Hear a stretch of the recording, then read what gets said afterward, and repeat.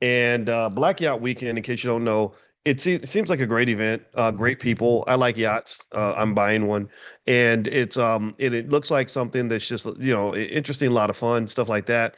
And I had some thoughts on that as it relates to Black economics, and I'm going to break that down. And I hope you can give me the liberty of helping you shape the connection here in terms of the point that I'm trying to make. And I want to, before I make this point, I want to make the point in a way where I'm making it abundantly clear that I am not um, anti Black Yacht, anti party, anti nothing.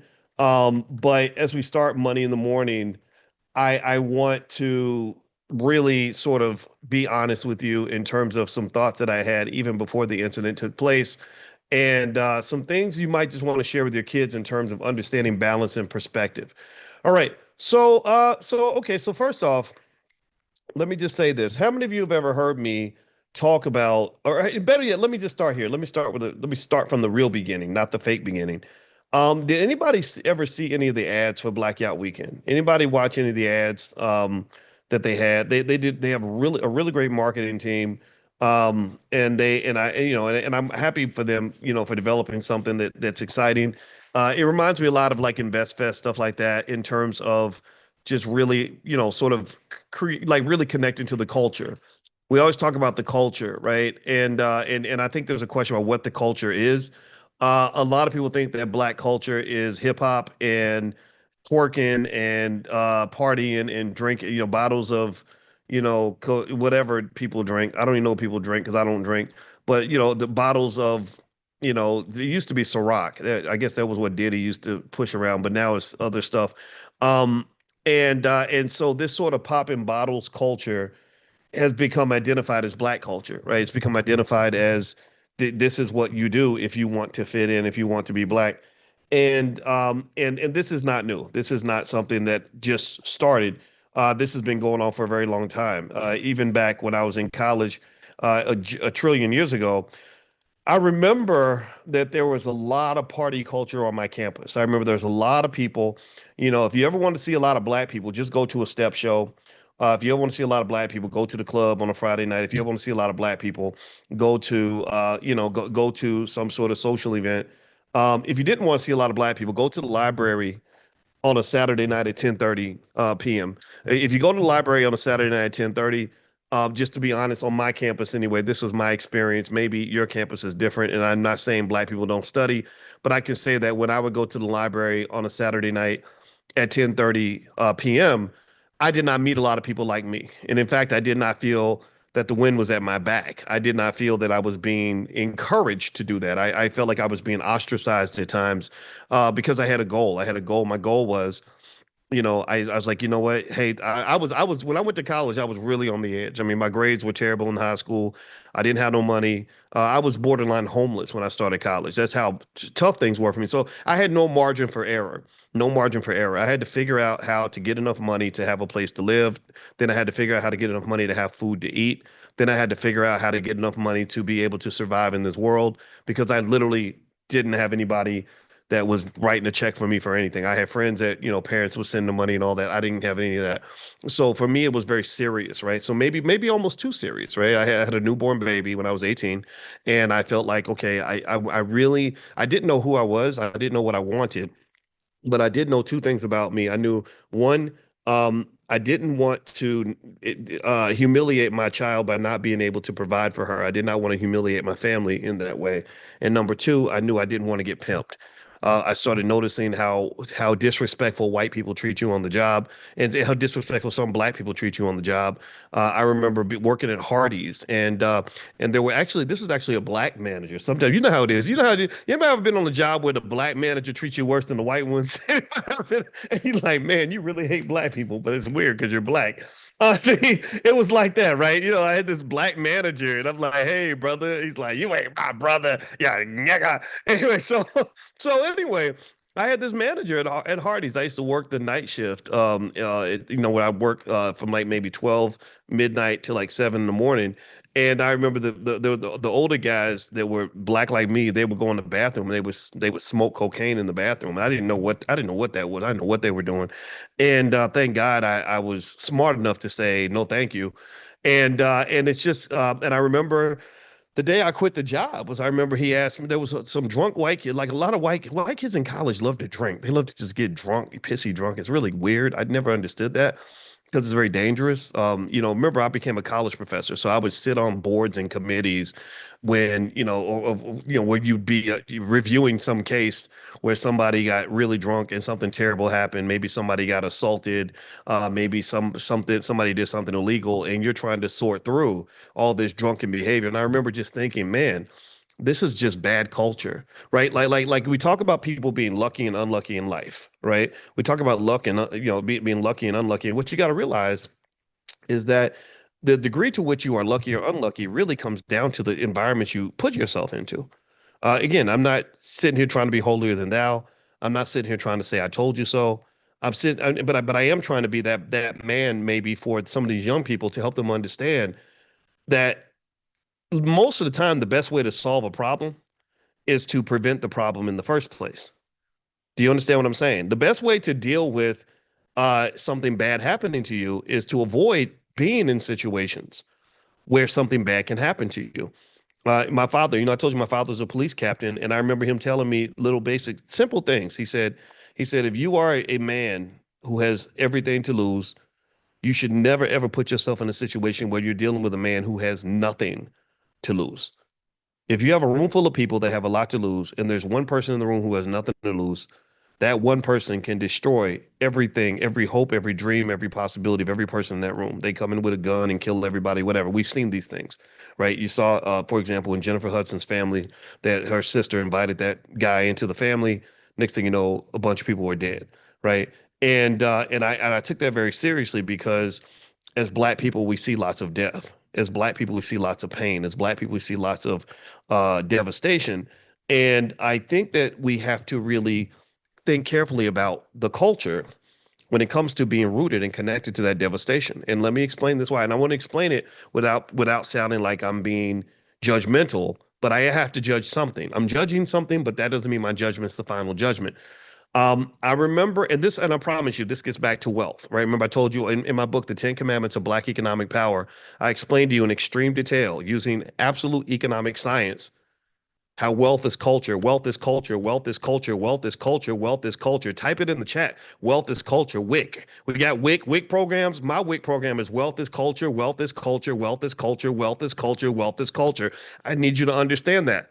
So if you don't have a culture for wealth, then you're not going to have any wealth. Now, I'm not saying that this event, I'm going to get back to Black Yacht Weekend in a minute. I'm not saying that there's not wealth happening in that culture, right? It's, yachts and bougie stuff and everything. Oh, that's fine. But I can tell you that when I was watching the marketing, the way they were getting people to come to the event, it was a whole lot of Glorilla, 95 degrees. I ain't got no nigga, ain't no nigga, ain't got me. Lots of twerking, lots of drinking, right? And I'm not saying I'm not judging that. If you want to twerk your ass off. If you want to drink, then that's up to you. But it was like, is that what we are? Is that our culture? Is that who we are as Black people? I felt this way even before the young girl died. And so I'm biased. I'm a little bit biased. Again, in college, I was the guy who said, I got invited to join every fraternity. I had people that wanted to be my friend, but if I didn't like what you were into, I did not want to be around you. Period. I did not feel like I had to fit into anything. I wanted to fit into success, whatever that looked like. I didn't even know what it looked like. I was sort of on my own. But I remember, I kid you not, way back in the day, I remember thinking, I don't want to go to nightclubs because people get shot in nightclubs. Like you would hear about so many examples. Has anybody ever seen this? Or am I just a weirdo? Anybody seen a lot of examples of guys that go to the club because there's alcohol? Alcohol affects your brain. Alcohol affects people's judgment. So there's alcohol. And remember, you're Black already. You're already in a major risk category just because you're Black, but you want to make it worse by being Black and drunk. You want to make it worse by being Black and drunk. Malcolm X said that the white man will sell you the liquor bottle and then he'll lock you up for being drunk. He'll suck you into the culture and then lock you up because you're part of the culture. I mean, think about this. Diddy is in prison right now. A man who was technically a billionaire. He's in prison right now after doing things that he was encouraged to do for the last 25 or 30 years. He didn't invent the freak offs. I'm sure Clive Davis taught him how to. He probably did his first freak off with Clive Davis and his mentors, right? And so they encourage that, and then and then after the consequences start rolling in, whether it's multi-million dollar lawsuits, this see money's walking into the building. I told you, money always enters the building. Money says, what y'all got going on over there? Let me walk into the building and show you that I'm present everywhere. Right. And this is what I'm good at. Right. I see the money. So the money walks into the building and the money's like, oh, you were at the party and you got drunk and you had sex with that girl and she's now accusing you of sexual assault. Oh, you're gonna have to pay 10 million for that. Oh, you got drunk at the club and decided you wanted to be a thug and punch a dude out. Oh, and you're a famous rapper. Oh, that's gonna cost you about 5 million in the lawsuit. Wait, hold on, wait. Oh, you use it. Oh, you got drugs and liquor and oh, and you in that car. You driving 100 miles an hour and you ran over somebody's baby. Oh, that's gonna cost you about 80 million. All the work you've put in, all the jumpers you've been shooting in the gym, all of the albums you've made over the last 20 years, all the hard work you put in, that's about to go in somebody else's pocket because you didn't understand how to protect wealth. You don't understand that when you are dropping your guard, when you are allowing yourself to be in some spaces where you are making bad choices, and consuming lots of alcohol and engaging in toxic, dangerous culture around potentially toxic, dangerous people, bad things are destined to occur. And the probability that this spills over on you is incredibly high because you were there. Now, again, this is not me telling you not to go to Black Yacht Weekend. I'm not saying that at all. I thought it looked really interesting, right? I told you I like boats. I went shopping for a boat just down in Florida. I actually I might pull up, but at the same time, I think for young people, we've got to understand, and older people too. They're older because we got the kids, we got the grandkids. I think really helping them understand that connection that life is not without consequences. Choices have consequences. All choices have consequences. And if you want to talk specifically about the economic side of things, if you, for example, for this young lady that got killed during the Black Yacht Weekend, I don't know if she was in an event affiliated with the group or not. They said that it's not affiliated, but it seems like they all gathered for Black Yacht Weekend. I don't know how all that works. I don't know what's legally affiliated with what, so I'm not accusing them of anything. But she was a successful entrepreneur. She was a hairstylist, and in fact, I someone mentioned, I don't know if this is true, but they're claiming that she was actually really good friends with another young lady who died at a party in 2017 in Chicago. But I don't want to talk about that too much because I don't want to make it sound like I'm speaking ill of the dead.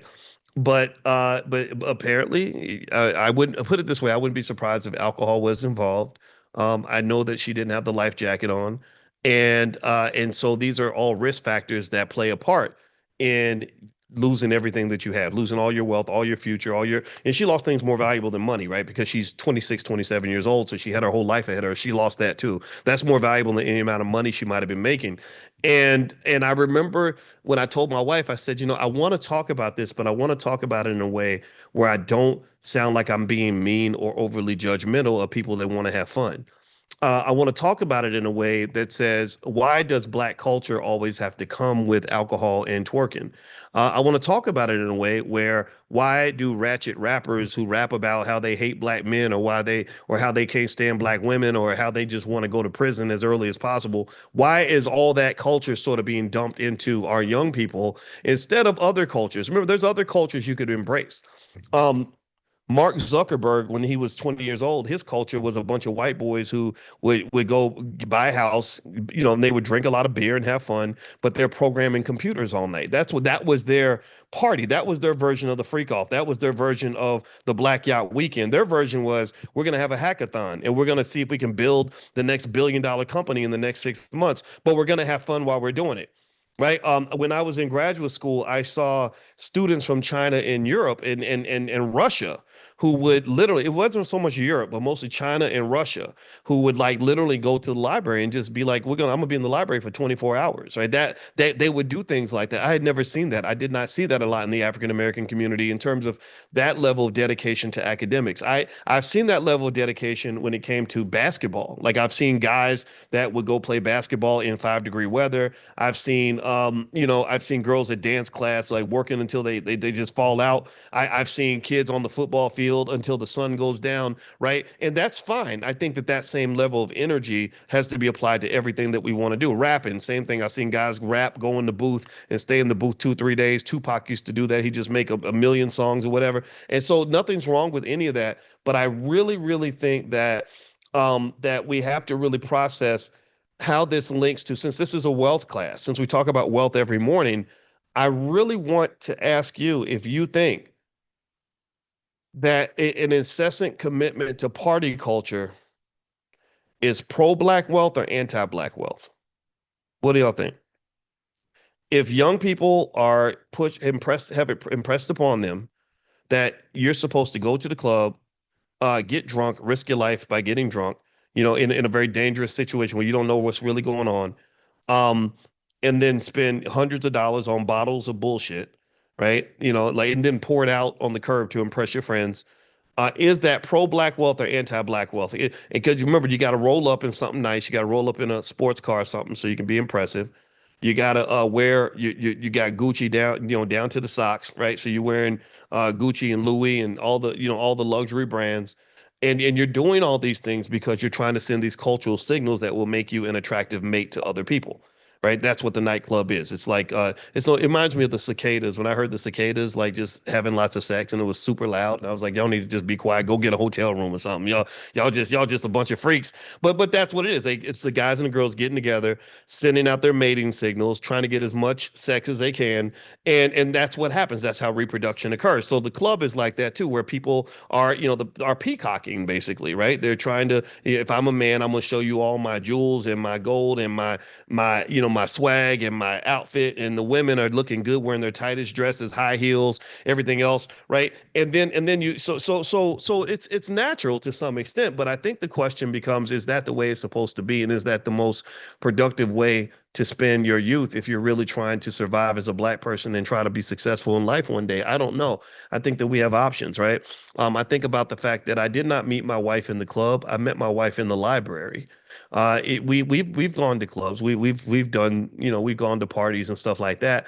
But we enjoy parties where there's maybe something productive with the party, or there's a purpose behind the party, meaning you're partying for a reason. Like you're partying after you've accomplished something amazing. And in fact, let me give you some quick talking points on this so you can really understand where I'm coming from. And I don't want anybody to think I'm telling people not to do what they're already doing. Whatever you're doing, I want you to do it. I don't want you to change anything about your choices unless you somehow hear something from me that makes you say, huh, I never thought about it like that before. And that's what I want to encourage you. I'm not here to bash anybody, because I sometimes I sound like I'm bashing. That's not the goal. All right. So anyway, let me move. Let me jump back into this. The first thing, actually, speaking of party with a purpose, by the way, I should remind you guys, the All Black National Convention is going to be in Atlanta, August 21st to the 23rd, and we're partnering with the National Business League, started by Booker T. Washington, and there's a coalition of us getting together. It's going to be several thousand people there, and yeah, there will be fun, there will be parties, there will be a ball. Everybody gets dressed up for the ball, but also there will be lots and lots of business meetings, lots of intellectual exchanges, the formation of things like family investment clubs, if that's what you want to do. You're going to meet lots of people that are already doing amazing things with their businesses, building wealth. Stock options and investing is a big thing for us in the Black Business School. You'll be able to get involved with that if that's something that's of interest to you. So we want you to make your money and then party after you get the money. So there's nothing wrong with a party. I just think that maybe that might be a better way to get it done. So anyway, if you guys want to come out to the convention, just go to allblacknationalconvention.com. Write that in the chat, please. Allblacknationalconvention.com. I want to just make sure I remind you guys. All right. And by the way, and those of you that are coming, if you want to be notified of any adjustments for the upcoming convention, text the word B, and C, A, B, and C to the number 87948. So text A, B, and C to 87948, and I'll send you updates and alerts in terms of things that are happening with the convention.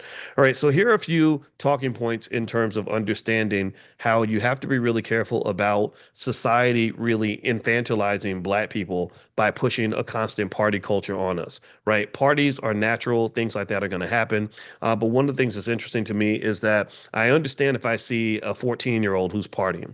I understand when I see a 24-year-old who parties a lot. What I've seen that disturbs me though, how many of y'all have seen this? Let me know if you've seen this. I've seen, let's say, guys who are still doing the same thing at 34, right? And anybody seen that? And then still doing the same thing at 44.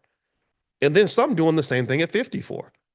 That's where the Diddy's or the Shannon Sharps come from, right? Guys who, it's not like they evolved and said, yeah, I used to be wild back in the day, man, but now I got a wife and kids and I can't be doing all that stuff. I got bills to pay. I gotta go and, grown man stuff, right? That was what I saw. My father was as wild as they come. I mean, he was in Vietnam with heroin and only God knows what was out there, right? But there was a time where even at probably about 28 years old, where he was like, yeah, I'd like to do these other things, but I can't engage in pleasure seeking behavior all the time because I got to take care of my family. I have a responsibility. I have a purpose, right? The party comes after the purpose.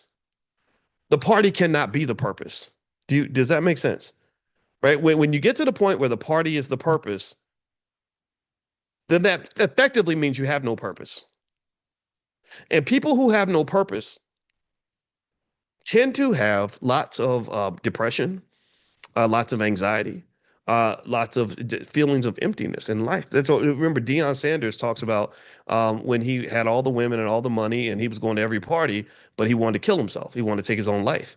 Well, why would one of the most famous men on earth with all the money and all the material things, why would he want to do that? And it's because he didn't have a purpose. He didn't have anything to connect to. Right. So he connected to God, and that became a bigger part of his purpose. He had kids and was really focused on his children. That became his purpose. He became a man. Right. So you have to have a purpose. Right. The party can't be the purpose. Pleasure seeking can't be the core of a culture unless you want a culture that's going to fail. Let me give you examples. Um, One thing that they may call partying and pleasure seeking is what else also might be defined as escapism. A lot of us, because being Black comes with lots of trauma, being Black comes with lots of discomfort, being Black comes with lots of baggage. Escapism allows you to kind of get away from it. It might be alcohol, it might be drugs. A lot of you have alcoholics or drug addicts in your family who were using the alcohol or the drugs to escape whatever they were feeling. So here's the thing. When fun is the goal and not the reward, what happens is that your productivity tends to drop.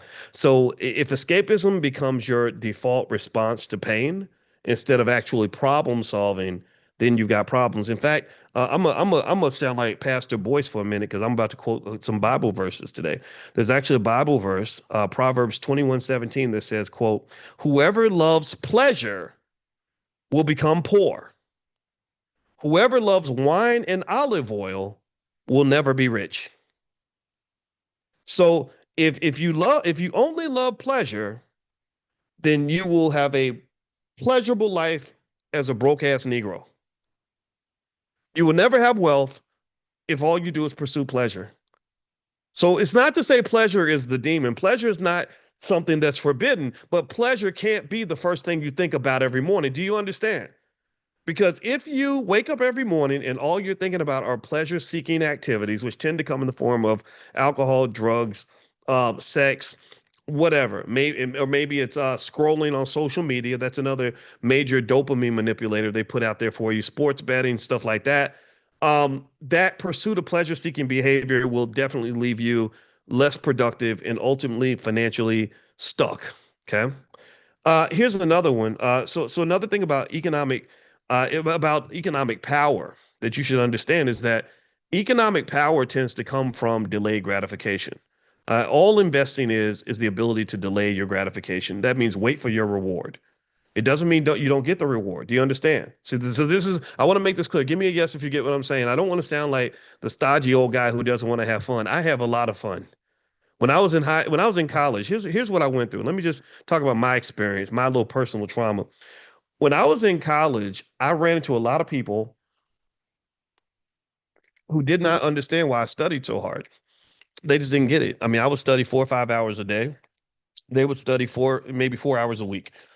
And they'd say, "Hey, we're going to the party, boys. You want to go?" I'd be like, "Nah, man, I'm going to the library." Um, so I missed a lot of things, but I went to the stuff I wanted to do. It's stuff I didn't want to do. I didn't want to do it. For me, fun was hanging out with my girlfriend, um, watching a football game or a basketball game, going to the movies, right? I didn't like going to the parties because the parties seemed kind of weird. It seemed like everybody went to the parties because that's what everybody else did. And I would look around and I'd notice all they would be doing is sitting there. It'd be the same people just sitting there looking at each other, just trying to be seen, right? Just holding their little drink, trying to fit in. And I felt bad for them. I was like, wow, you really don't know who you are. So you're really trying to fit in with a group. I'd never wanted that. I was like, no, this is stupid. I'm out of here. I'm gone. And one of the things that I remember one conversation I had with a guy where he said, man, you're only young once. You're gonna miss all the fun, by studying all the time. You're so serious all the time. And I said, no, actually, what I'm doing is I'm studying hard now because I don't just want to have fun for 4 years. I want to have fun for the next 40 years. I said, because people who are having fun, I knew people like this. They would have a lot of fun for 4 or 5 years. And then for the next 30, 40 years, they have a job that they hate. For the next 30, 40 years, they're financially stuck. For the next 30, 40 years, they're under constant stress, right? And whether it's, bills, babies, mamas, and it's when what's happening is that you're repaying a debt. See, debt can be the devil. I told you money can be the liberator or money can be the great enslaver. Debt can be the devil.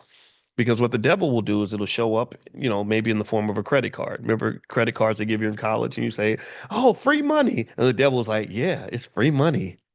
Here, enjoy your life. You're young. You should be having fun." So you go and you max out that damn credit card and then you're in debt forever and you can't pay it back. And then you're stressed out for years trying to deal with this short-term gratification or student loans. That's another devilish debt that people end up paying for the next 30, 40 years. Bad choices. That's another devilish debt. When people go out in the street, the instant gratification of getting revenge on somebody who killed your homie and without somebody really telling you the consequences of what it feels like to be in prison until you're 75 years old. There's a lot of young guys that are learning that for the first time. And I feel very sad for them because nobody ever stood up and talked to them. Part of the reason I talk, and I don't really care who I upset when I talk, is because I'm hoping that maybe there's some young person that I can support and help so they can at least know that they heard a different perspective because society encourages young people to do stupid things and then they don't care about the consequences. They don't help them out when the consequences come. So basically, my argument with my friend was, I said, no, I said, I understand. I said, first of all, I do have fun in college. I just don't have fun all the time. But second of all, if I make good choices now and I make good investments now, I can party for the rest of my life. And that is 100% true. I got enough gray in my beard for you to know I didn't go to college yesterday. And I can confirm to anybody who's not sure, every single one of those sacrifices was worth it. I look back on that and I say, good job, boys. You busted your ass, you paid the price, and now in your 50s, I just had my 54th birthday, and I still benefit from decisions I made when I was 19 years old.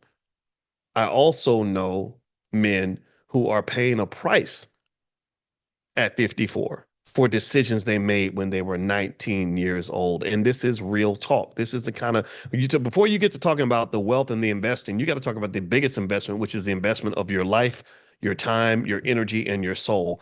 I know a guy that I'm thinking about right now at 19, actually, he was 20 years old. He went to the club, got into again party culture, got into an argument. Everybody's drunk. He pulled out a gun. He shot that guy. And he didn't take the plea deal. They gave him 30 years in prison. He did every single second of that 30 years. And this guy got out and he was almost 50 years old when he got out of prison. And I felt so bad for him because I really think that if he'd seen that future, I don't think he would have made that choice. I don't think he would have traded one moment of gratification for 30 years of suffering. and the suffering may actually continue because it's hard. It's hard to adjust back to society after something like that. And this is what's really terrible about America is that this happens to a lot of our young boys. Like this is the part of being black that I'm very sensitive to. Some stuff I'm like, come on, man, just stop complaining about that. I don't want to hear all that. But some stuff like that, like what happens to those poor guys when they go to jail, and the fact that the prisons are full of good people, like people that are just not that bad, people that made a mistake when they were young and knuckleheads, people that again went to the club, something happened, they want to be tough, they want to be gangster. Like man, this gangster culture can kiss my whole entire black ass because all you're doing is you're literally building a big old bus to haul black men to prison. Now some baby ain't got a daddy no more. Some woman will never meet her husband. Some family will never ever have a leader because you are encouraging through the culture. The culture. This is my beef with the culture. This culture of go kill, kill, kill, and stupid stuff, and then get drunk before you go shoot somebody and all that, knowing that alcohol really disrupts your decision making ability. That's insanity to me. That's insanity to me. I mean, if anything requires you to be focused and on your toes, I would imagine that being black should do that. I would imagine that knowing that they don't love you should do, like, really. I mean, if you really think about it, black people should be the most alert people on the planet. Like, oh, oh no, I ain't drinking that. I'm not using that drug. Oh, you see what drugs did to my uncle? You see what drugs did to this family? Oh, I ain't touching drugs. I ain't touching alcohol. But then you turn on the music and it's like, just twerking, y'all, twerking, party, y'all, bottles of Patron, y'all. Man, do you understand what they're like what they're doing to these poor kids? That's child abuse. That's genocidal. It's sad.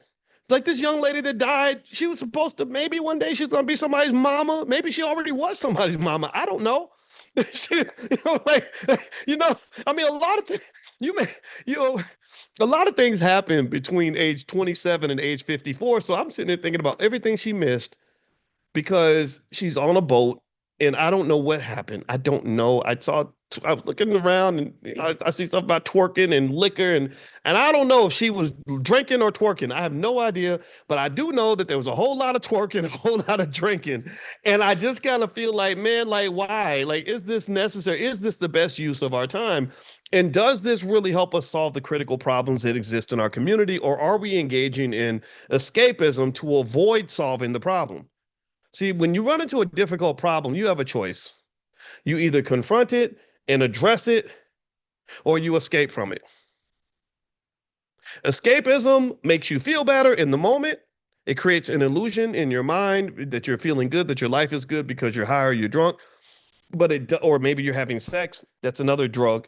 Um, but it doesn't make the problem go away, right? So I personally would argue that part of the reason the black community wealth does not grow the way it should, that we don't have the education levels that our kids should have, that we don't have the institutions that we should have, namely family, businesses, and schools. Those are three institutions that you should own, but they're controlled by white people, and that's why you're getting destroyed. I argue that we don't have these things because escapism is promoted to us as the culture, right? And so I think that so what I'm calling for is not eliminating the parties and the fun or twerking. How am I supposed? I'm a heterosexual male. How am I gonna get mad at you for twerking? Black women, y'all beautiful. So if you want to twerk, then twerk away. But I just kind of feel like maybe there's a better way to do things. Is it okay if I say that? I hope it's okay. I hope I can say this and still be loved because I'm not trying to beat up nobody. I'm not trying to be mean. I'm just trying to be helpful in my own awkward little way. All right. Now, let me keep going here. First thing I want to mention really quickly is we're gonna after I'm gonna be leaving for I got today. I'm actually getting on a plane going to Europe, so I'm gonna have to cancel class tomorrow and maybe two or three of them during the week because I don't know what the situation will be when I'm there. I'll be in a whole different time zone and it kind of flips my brain around a little bit. But so we may cancel. We're gonna definitely cancel tomorrow. And what I'll do though is I'll text you and maybe we can still get together and talk. I like talking to you. And so if you want to be on the text list for this class, text the word morning to the number 87948. Text morning to 87948. And I promise you, we're definitely going to go right back to the economic part of this. But what I'm doing is I'm not just discussing the economics, I'm discussing the things that have to happen before the economics, right? For example, if you look at where black wealth is going, like we know that black people blow through about $1.8 trillion a year, right? We know that if black people conserved our wealth instead of giving it away, we would be one of the richest countries on the planet. We know these things. These are statistical facts. So if you look and you say, when you see that the money's missing, the first question you have to ask is, well, where did the money go, right? And what the studies show is that the escapist culture that always comes with a Gucci bag attached and or a $500 bottle of Patron attached or whatever. I don't even know people drank Patron. That probably maybe I sounded old, but tell me what people. I don't even know what the hell people drink. Whatever, right? That all that actually ends up reducing black wealth because black people are trained to be through the culture. We're trained to be excessive, almost addictive consumers. So when I talk about the culture, I'm talking about the economics because the culture shapes your economics. Let's keep going here. Here's another thing. So we talked about delayed gratification. That's critical for anybody that wants to be a wealth builder. So if you talk about party culture, that tends to be rooted in immediate pleasure. It's not linked in sort of like this sacrifice that is going to lead to a big payoff later on. Also, there are a lot of cultures that would argue that a celebration should not occur for no reason. It shouldn't just be noise. There should be a foundation for the celebration. So, for example, in the Jewish community, they have a bar mitzvah and everybody's dancing, right? And it's because something's happened, right? There's, the boy's becoming a man, or they started the business, or whatever it is, right? So there's usually something connected. So let me give you another Bible verse since I decided to be Pastor Boyce today. Both my daddies are preachers, by the way. So who knows? Maybe I missed my calling. In the Bible, festivals always followed hard labor, sacrifice, or divine deliverance. So partying was not a lifestyle historically for a lot of cultures.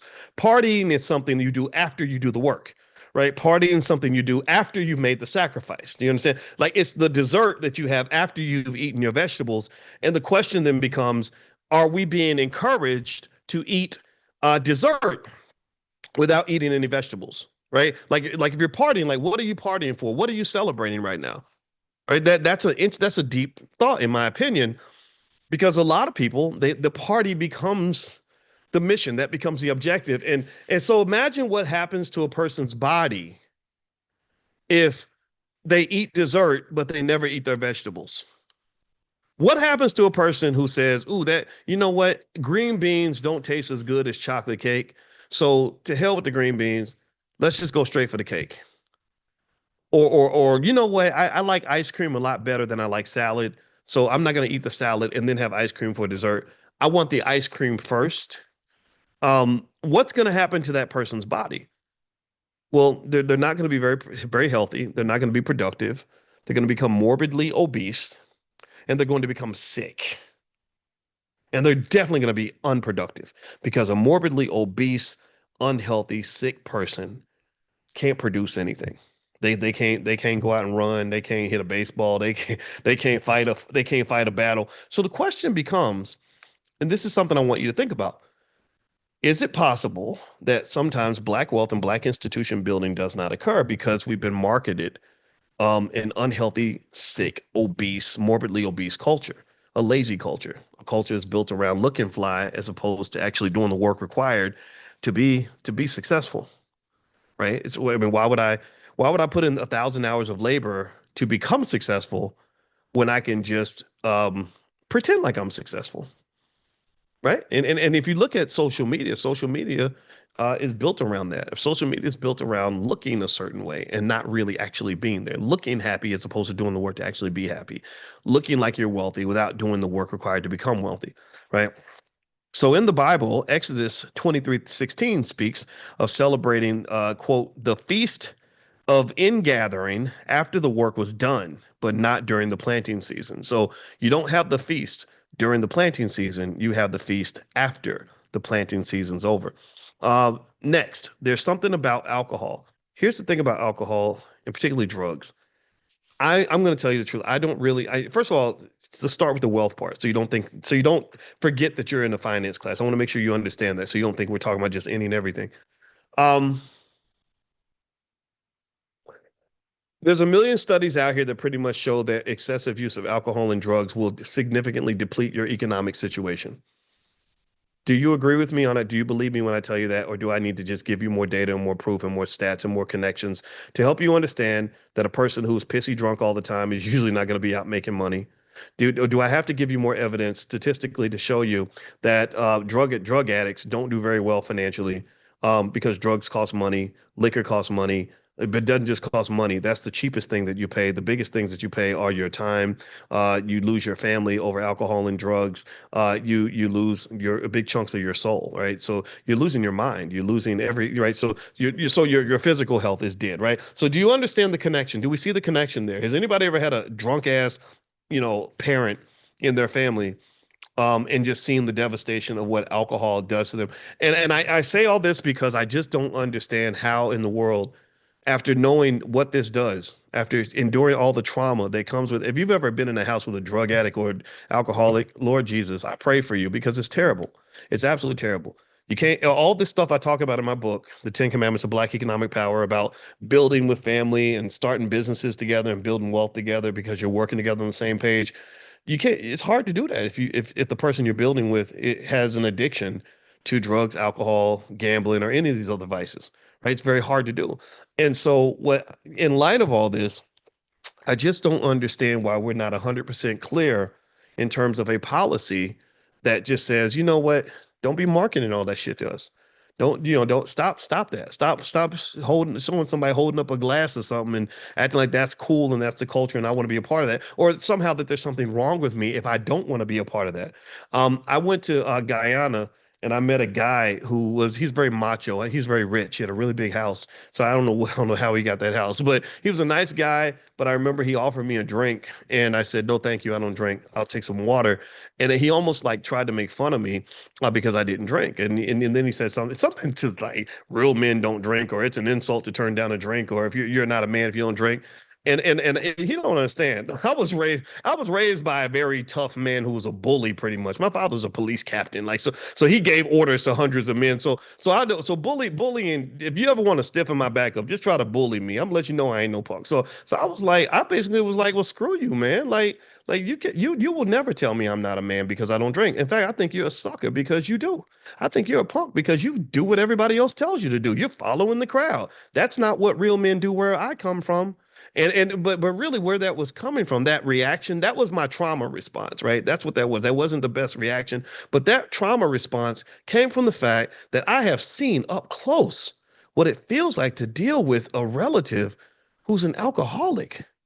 It hurts my soul when I would talk to children of friends of mine who became alcoholics and how they literally talk about their daddy like he's literally an ant, like he's a cockroach.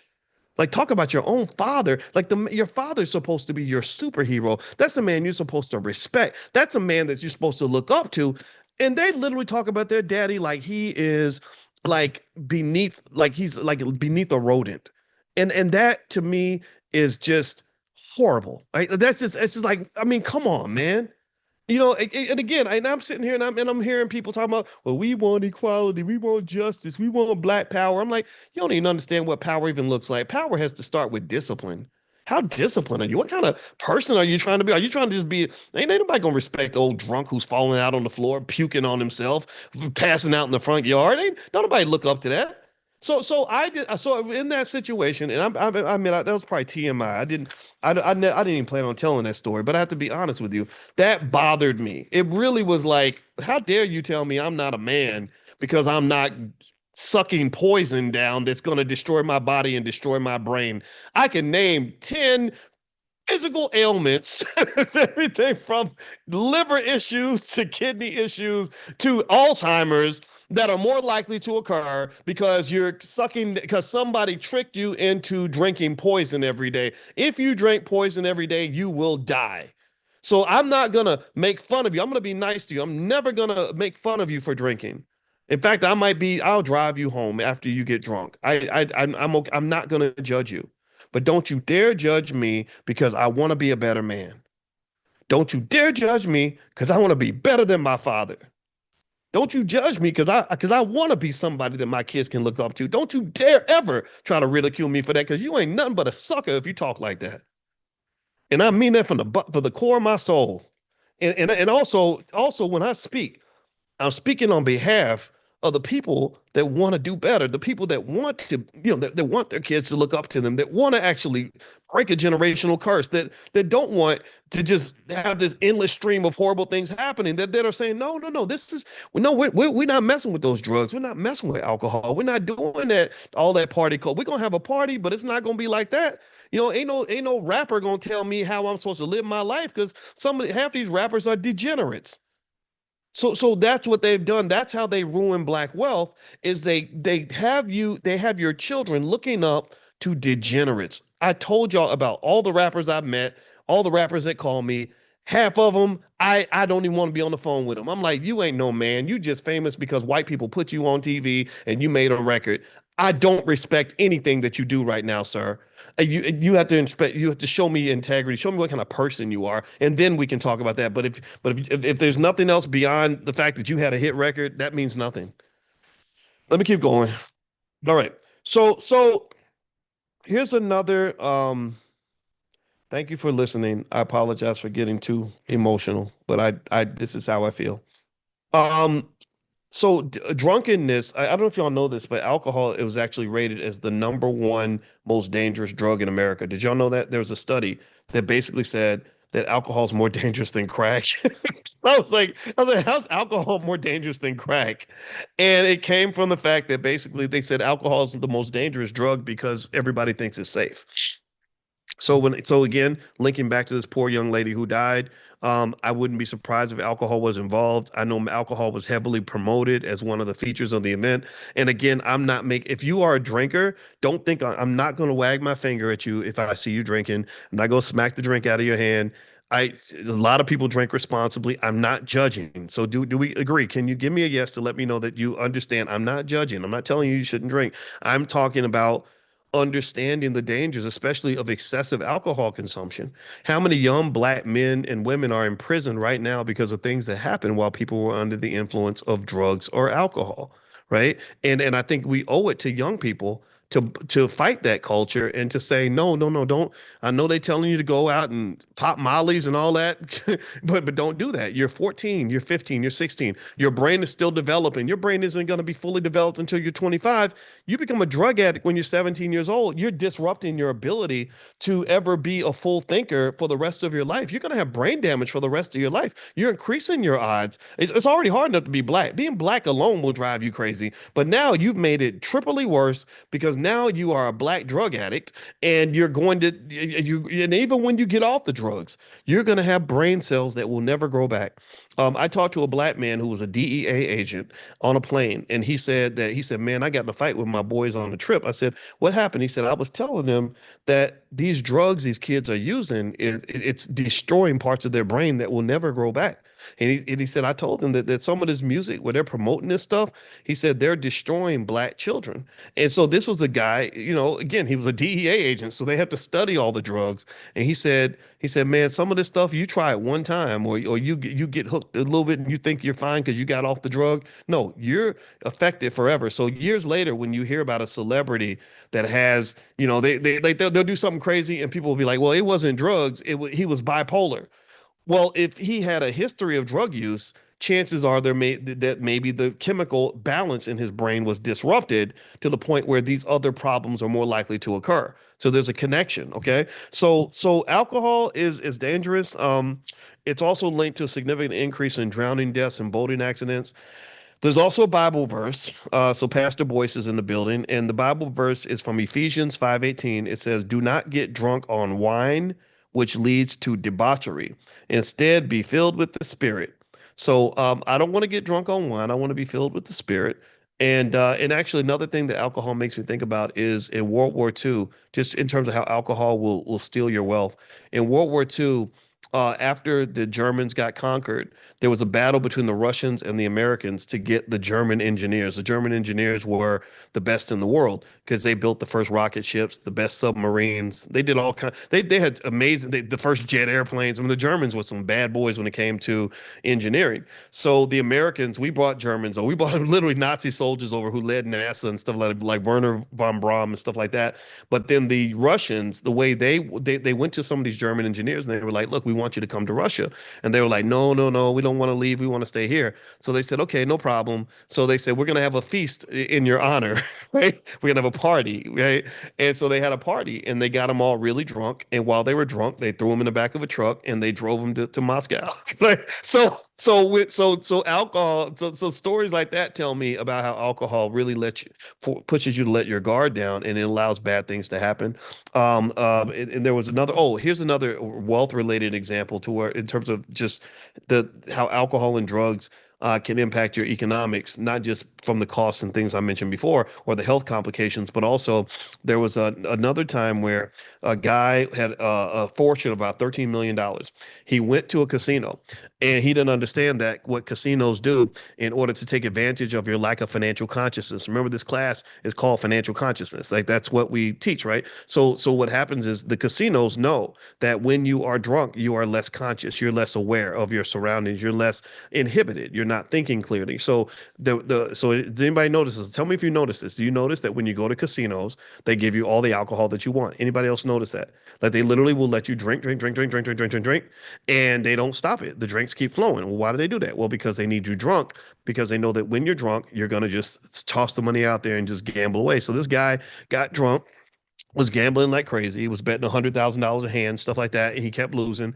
And what gamblers will do is when they're losing, they will keep throwing money at the problem, hoping that they can pull themselves out. The deeper the hole that you're in, the more you have to put up in order to try to get out of the hole. And if it doesn't go your way, then you're going to go into an even bigger hole. And then, so what happened there was he actually gambled away his entire fortune. He gambled away his whole $13 million fortune. He goes back and tries to sue the casino, and he's like, well, you knew I was drunk, and you were giving me liquor, and you should have known I wasn't capable of making good decisions, but he didn't win the lawsuit. They were like, no, you a sucker, man. You drank your money away. So that's another, and I could keep going down the list. I mean, I remember I was on the faculty of Syracuse for years. Syracuse probably produced as many alcoholics as we produce college graduates. Like I could not, I was absolutely just flabbergasted by the way alcohol was just such a part of the culture there, and how it was almost like it was encouraged, and one other time where I got into, I guess I'm not the easiest person to get along with sometimes. I don't know. I think I'm a nice guy, but not everybody does. But I got into a confrontation with a black faculty member because he kept on promoting alcohol to the black law students. And I just confronted him and I said, stop doing that. Why are you constantly telling them to go out to happy hour? Why does every gathering have to include liquor? Like they're young, they're impressionable. Maybe as black men, we should be guiding them to do something productive, right? Like read a book or something. I don't know. Like, I don't know, meditate or something, or whatever, right? Like exercise. I don't know. Like, why is everything alcohol about liquor? And what I didn't realize at the time, my father came to visit. My father came to visit and he met this guy. My father was a police detective at the time. And so detectives, in case you don't know, detectives are very observant. So if you have like having a father who's a police detective, I couldn't get away with nothing because he noticed everything and I would fold under questioning. It was pretty tough.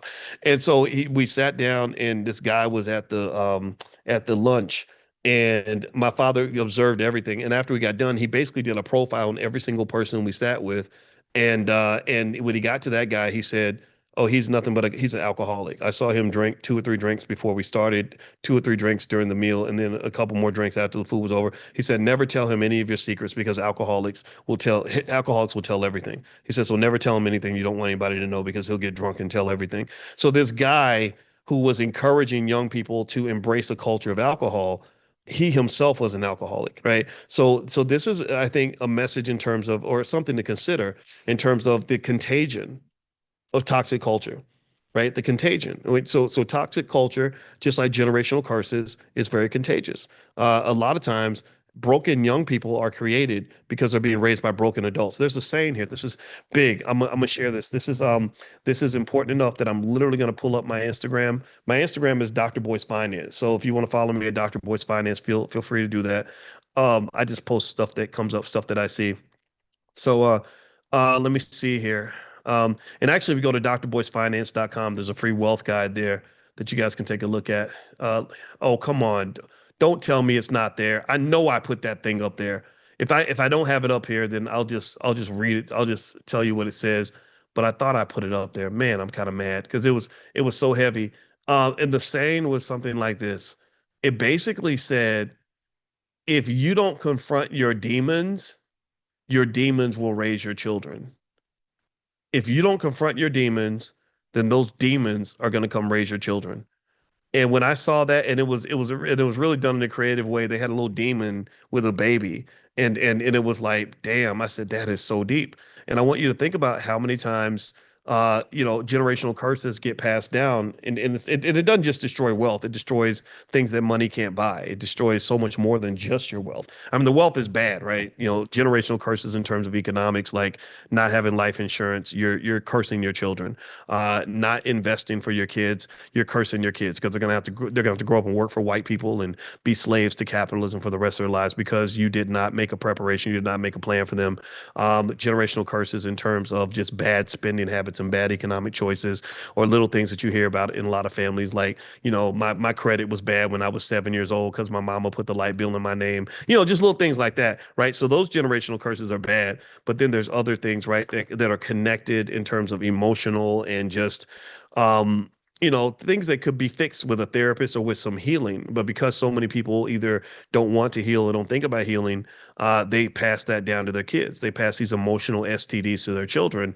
And next thing you know, their children are traumatized because their parents never took the time to actually heal and fix themselves. In fact, actually, one point I'll make on this, my wife mentioned this to me. I said it last night on the podcast. So some of you were not there, but I'll say it now.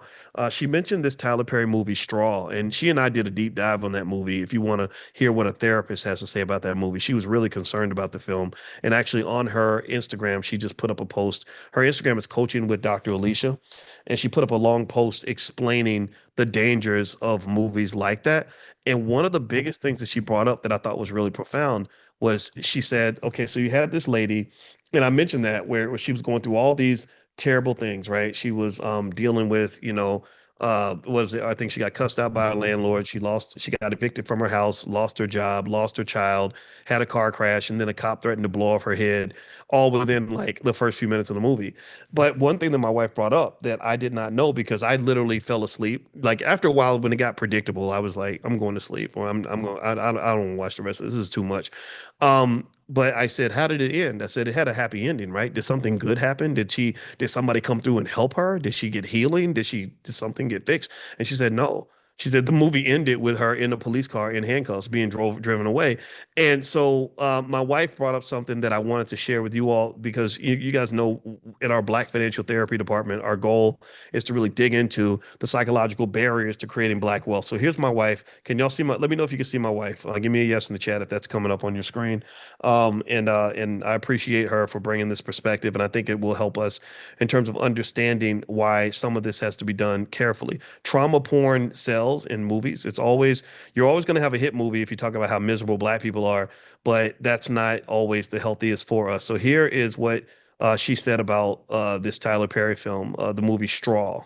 And she says, trauma is not storytelling. This film jumps straight into pain, but never explores what it means. Janiyah suffers endlessly with no room for growth, depth, or healing. She also says, no development, just despair. There's no inner life, no complexity, no change, just one blow after another until the final collapse. So she's just getting beat up on, beat up on, beat up on, beat up on. I talked to a Black woman about the movie, and she said, yes, they were just so mean to her. They were so mean to her, but there wasn't any, it wasn't complex. It was just like, okay, you're a Black woman, so they're going to beat up on you, and there's nothing to discuss here. You're just getting beat up on. And so she says that's not character development, that's emotional exhaustion. And we talked extensively about different theories that say that you can have what they call vicarious trauma by basically watching somebody's trauma on screen, and it may feel entertaining and you can connect to it, but it's not healthy psychologically. She says this: as a therapist, this hurts. Viewers, especially those with lived trauma, need more than re-triggering content. They need meaning, healing, and a sense of agency. So meaning, like what happened here? Like why is this occurring? Why am I feeling this way? Healing, how do I get better? How do I get out of this? Or am I just waiting for the next horrible thing to happen. And then you have the last piece, a sense of agency. Like, can I do something about it? What's my role in fixing this, right? She says here, Black pain is not a plot device. It's time to move beyond stories where Black characters only exist to suffer. Our narratives deserve wholeness, not just wounds. That's good. Good job, Alicia. This is interesting. We need more than survival. We need stories that show us the after recovery, boundaries, and resilience. That's how we break cycles, not by rewatching them. Let's see. She says, let's tell better stories. It's not about needing a happy ending. It's about giving characters and viewers hope. Interesting. Hope. Mental health deserves representation too. Have you seen Straw? What did you take away from it? Let's talk about trauma healing, trauma informed healing. Okay, so that's where she's basically inviting you. If you have something to say on that, her Instagram is coaching with Dr. Alicia. So feel free to go in there and make a comment because it's a nuanced conversation, right? And it's something where everybody needs to kind of hear what the different points of view. But I really think that when you're talking about making progress, what does that actually look like when you're addressing the things that cause the pain in the first place? Okay, so I'm gonna read a couple more things and then we're gonna bounce out for today. Just a reminder, if you want to go with us on any of our trips later on this year, we do have B1 voyages where we take trips. We're going to Ghana in July, but it's too late for Ghana. Ghana sold out. But if you want to go on the next trip or get more information, just text the word travel to the phone number 87948. So text travel to 87948. Also, you guys know that there's a lot happening right now in financial markets, and so I've always mentioned that I believe that investing in AI is a great way to prepare for this future that is very uncertain. So what I'm going to do is put in the chat the way to get the list of AI stocks for those of you that are new or those of you that haven't gotten it yet. It's right there. So feel free to click on that. And there's a list of different AI companies that I personally am investing in because I think you want to make sure your wealth is correlated with wealthy people. Like you want to be connected to those that are actually going to generate the wealth. A lot of job losses are already starting to occur due to AI. And so the window to kind of fix this or address this is not going to be open forever. All right. So in terms of the party culture, just to kind of wrap this part up, one other way to kind of look at this is that a lot of broken priorities can lead to broken outcomes. So if leisure becomes your primary ambition and your primary identity, then your ability to accomplish things kind of drops off. So you want to be careful about. I think the one challenge with hip hop culture that they want to address is you got to be careful about labeling Black people as the ones who are always dancing, always partying, always waving fans or twerking, right? I mean, I think that it's okay to have that. But I think, I don't know if y'all have seen this, but they're like these memes where like we might enter into World War III, but Black people are dancing and partying and we just don't care. I think that gives you the reputation of being an unserious, unintelligent, peak group of people that are just so goofy and off on another planet and childlike, like children. Children don't like children will play no matter what the grown-ups are doing, right? And I think that imagery, you got to be careful about that. Fun can be cool, but if you have fun without purpose, that can actually be fatal. Ecclesiastes 10:18 says, "Through laziness the rafters sag, because the idle hands because of idle hands, the house leaks." So ultimately, if you're doing something, let's say you're talking about the Black Yacht Weekend, I want to make it clear I'm not dismissing or disrespecting what they're doing. I love the idea of the business. I love yachts. I think I love black yachts. I mean, what's not to love about that? But I think that maybe working a little bit harder to make it clear, like, look, we're not just here to have fun. The fun will happen, but we want to not just be safe, but we also want to be really productive. Like we're really, we're going to build that first $1 billion company. We're going to go and educate, we're going to build a school system. We're going to educate, 50,000 kids this year, or whatever. Just something that really kind of celebrates the idea that we can be productive and still have fun at the same time. Here's another thing about culture in terms of wealth being culture, and I talk about that a lot in my book. Jewish culture, or if you look at African initiation schools or even boot camps, typically the party happens because you're transitioning, right? You're transitioning into some sort of purpose, right? Like we're gonna have this party because now you are a husband, or we're gonna have this party because now you are a man. We're gonna have this party because now you are a wife. We're gonna have this party because you just finished school. Um, Also, y'all may not know this, but how many of y'all knew this that the Roman Empire pretty much fell because party culture kind of became the dominant culture? I don't know if y'all know that. But there's terms like bread and circuses, like give people bread and circuses, and they won't pay attention to what the politicians are doing. And so basically, the leaders of Rome, who were just as corrupt as the politicians in America, they just kept feeding people bread and circuses and just having fun and whatever because they knew that that would distract them. So a party first culture really actually emulates the same pattern that led to the fall of the Roman Empire. So, those of you that care about maintaining your family empire, have the party, but put the party secondary to the purpose, to the plan, to the project, to the ambition, the thing that you have. What's the goal? What are we accomplishing? How are we gonna work to exhaustion and then rest and then have a party because we're done, because we did the job and we did it well. We built something amazing. Because remember, the black community wealth wise, black wealth will not grow until we address three major institutions that have to be built. And institution building ain't for party people. It ain't for people that want to just get drunk all the time. You'll never have great black institutions built by people that are drunk all the time. You'll never have great black institutions built by drug addicts. Great black institutions are not going to be built by people who are always looking for the party as opposed to looking for the purpose. So the three institutions that you need, write this down. These are three major institutions black people need in order for us to be powerful again. Number one, we need families. Families have to be seen as a source of power, respect, and capability and possibility. Strong families are the core to economic power. So the celebration of broken families, I argue, has to be thrown out the window. This idea that a broken family is as productive as an intact family, I don't agree with that. Again, not judging anybody's family situation. I know that things happen, but when you're seeking to build family, you build family with people that also want to build family and want to maintain family and want to do the work required to keep it together, the glue that maintains everything, right? The commitment, the grit, the just I'm gonna stick it out. We're gonna make this thing work, right? And so the other institution that black people need is we need businesses. We've talked about this. You will never, ever, ever have wealth working when all of us are trying to work for white people. You'll never, ever, ever be wealthy if all you're trying to do is get a job. If everybody is doing that, right? That just does not work. That's not how wealth gets built in America. The wealth in America is held by people that do at least three things: own stock, own real estate, own businesses. Own stock, own real estate, own businesses. It's that easy. I call it the three pillars of wealth.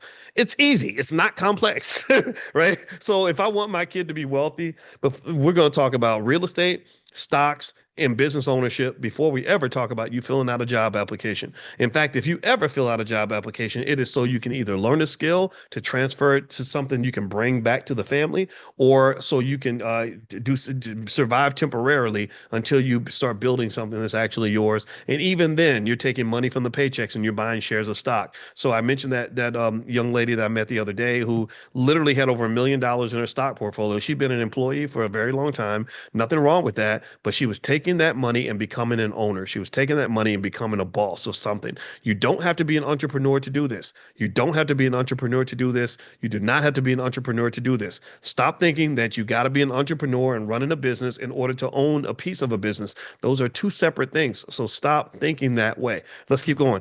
Number nine, a lot of black excellence, I think. Isn't it just, it shouldn't just be about appearance. I had a big issue. Diddy did that. Diddy had a picture of Cardi B and her husband, her that she's not even married to anymore, and they had a Lamborghini and they were wearing expensive clothes, and he said this is black excellence. I made a comment. I said this is not black excellence. This is a Lamborghini and fancy clothes and some Negroes that white people put on TV, a stripper and her husband. I mean, it's fine. I don't care. I mean, whatever. If you want to strip, you want to be a thug, whatever it is you want, fine. But this is not black excellence. I see black excellence when I see a husband who loves his wife, who's raising his kids, who's working hard every day, who's trying to be a better man. I see black excellence when I see a mother who is there for her children, loves black men, educating herself, taking care of her health, right? That those are the things that represent black excellence. I see black excellence when I see a group of people come together and form some sort of unity, or in that group that leads to the accomplishment of some joint objective that gives them collective power, that allows them to do things or to at least control and navigate their own space in an appropriate way. Black excellence is not a couple of Negroes on TV who basically got all their money because white people love watching them call themselves niggas on stage. Like that's not black excellence to me. Again, you can have your own intention, but that's what I would argue. And I think that because of the misrepresentation of black excellence, you have a lot of people that have been led astray. And if you want to see the results of this, just look at where black wealth is, look at where it's going, look at where black mental health is, look at where it's going. Look at this weekend. Like somebody's dead now, I mean, this ain't black excellence. Black excellence should not lead to black death. Let's keep going. Last one is when you talk about purpose-driven culture, that's how you can compete globally. Asian and Jewish communities, they tend to emphasize these things. Pay attention. They emphasize education. Do we emphasize education at the highest level? Do we push our kids to make straight A's in school? Do we push our kids to apply for every scholarship? Do we push our kids to do our families invest as much money in educational programs as we put into basketball camp, football camp, cheerleading camp? We have to get to that point if we're going to be solid. I personally think we should have our own schools, though. I think the institutions Black people need are families, businesses, and also schools. I think that we have to have our own Black-owned schools. Strong cultures emphasize discipline, discipline as in delayed gratification, discipline as in I'm going to invest now so I can have more later. Discipline as in I know that in order for me to get the reward, there must be a sacrifice. I cannot get the reward without the sacrifice. I cannot get the pleasure without going through a little bit of discomfort, but just enough where I can actually plant a seed and prepare for the future. And how do we know this isn't happening? Well, right now I've mentioned to you all the statistics that most Black people that are over the age of 50 are not prepared for retirement. Most Black people that are over a certain age, many of us, not all of us, I'm not putting all of us in the same box because a lot of you don't fit that box. But you look at the health problems, right? This is from a lack of sacrifice when it comes to health. You go to the gym.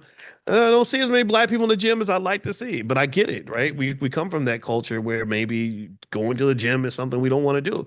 But then when the diabetes and the heart disease and all that stuff hits, and then all the pain that you have to go through and the pain you're putting your children through as they have to watch Big Mama die slowly, that's enough to motivate us to sort of shift that a little bit. Strong communities also emphasize economic cooperation, working together to start businesses, things like that. We've talked about this.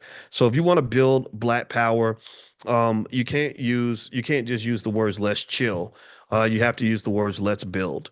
So I know you're chilling. Everybody's chilling. Everybody's part of the culture. Everybody's having a good time, popping bottles, turning it up, twerking, whatever. But let's talk about where we're building together. Here's the deal: we're building in lots of spaces. It's not to say that we're not doing this. This is getting done. This is happening, and I think that we just have to sort of celebrate that more and market that more because let's just be clear: white folks ain't never going to really market Black progress. White folks are never really going to celebrate Black progress. They're never going to cheer it on. They're never going to fund it. So we have to be the ones who are the catalyst to this. We have to reject the culture that does not work for us, and we have to promote the culture that does. So I want to say thank you to those of you that are part of this culture. Be one culture, Black first. Black people having mental and physical health. Thank you for that. Thank you for those who believe that Black people should have good relationships. Thank you for those that believe Black people should have wealth, in cash flow and everything else. I want you to be successful financially, emotionally, physically, psychologically, everything else, right? And then here's the problem. Here's the thing too. The same way generational curses are contagious, well, success is contagious too. Right.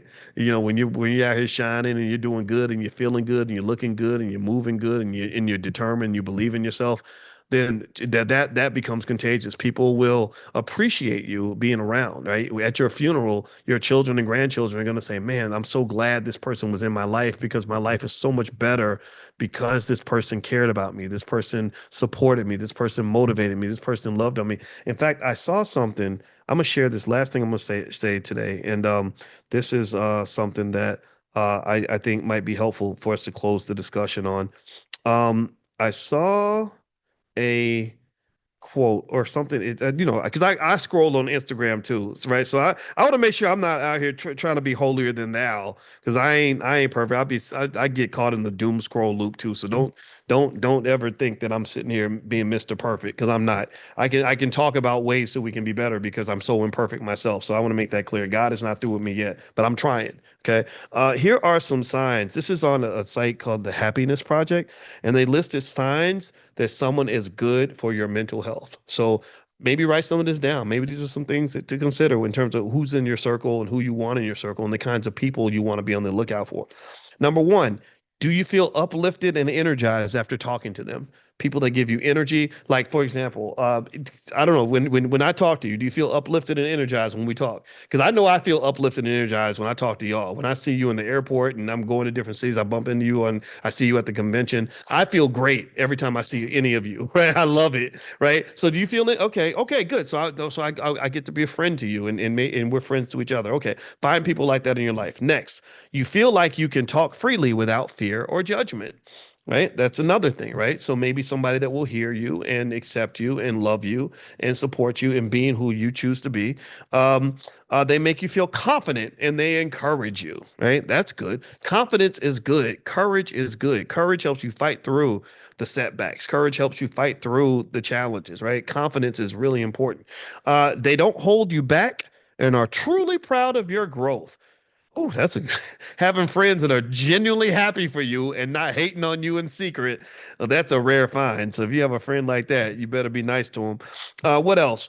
They make you feel seen, right? They can hear, and that's what I was saying. Like I think that we see enough in media of a certain type of black culture. I'd like to see the other types. And so part of the reason we do these conversations is because I want you to know you're seen, right? If you're the one studying all day long so you can be good, come great at something, you are seen. If you're loving that woman, loving that man, and you're working through that tough relationship so you can build a good family, I want to make sure you're seen, right? You're building that business. The business looks a little raggedy right now. You ain't making no money. You're still seen because I understand the power and the importance of what you're doing right now and what that means for a lot of people. All right, what else? They see your intentions, efforts, and experiences, not just what you present on the surface. That's important. They make themselves available for you during tough times. That's a big one, right? A lot of us have friends that are emotionally selfish. You'll sit and listen to anybody have a friend like that where you listen to their problems all day, and then when it's time when you got a problem, they gotta go. Friends like that gotta go. So that's it. So those are some signs. Those are some things to think about. And to me, that creates culture, right? You create culture. Culture isn't just something big that's like the whole country. Culture is something that you create around yourself. What culture are you creating around yourself? Create a culture that's productive, that's wealth building, that's loving, supportive, all these things. I think that will significantly enhance your probability of accomplishing whatever you want to accomplish because anything's possible. All right. So, all right. Anyway, before I go, really quick, don't forget we do have financial workbooks and flashcards for kids. If you want to go take a look, you can go to drboycebooks.com, drboycebooks.com. We got a lot of stuff there that can support you. And actually, I mentioned to you all that I wanted to create something in honor of my mother. My mother was big on. My mother was very passionate. She died on Christmas Eve. Well, she went to heaven on Christmas Eve. She didn't die. She'll never die. I'm not. I'm never let my mama die. But she went to heaven on Christmas Eve, and she was big on the Bible. And so what I did was I put together something in terms of financial lessons from the Bible. We've been working on this for a while, and it's in the Dr. Boyce Academy. So when it's ready, I'll share it with you guys. If you guys want to go and use the curriculum for your children or for your family, I'll make that available to you soon. It's almost ready. And so let me go. Let me go. I start talking about my mom. I start getting sad again. But anyway, I hope you guys have a wonderful day. God bless you. Thank you guys for listening, and I will see you all. Not tomorrow. Tomorrow I have to cancel because I got to go to Europe. But it'll be the day after tomorrow. So if you want to be on the text list for this class, text the word morning to the number 87948. Text morning to 87948 on your phone, and I'll send you a text every morning we get together. We do this 7 days a week.